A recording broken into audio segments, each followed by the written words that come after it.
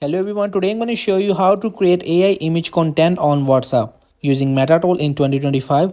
The video goes amazing. I will just tap on my WhatsApp app and from the right side you will see a before plus icon. This is the Meta icon. I will just tap on it simply and you will just have to give them command, and if I just give them command like generate image on line in city and peoples are scary, so let's see, it will generate it. It is very helpful to in urgent basis. You will just generate a content. Here you will see, you will just give them command of any kind of like you will just give them topic and it will be generated to help of AI image to create. So in this way you will have to use it.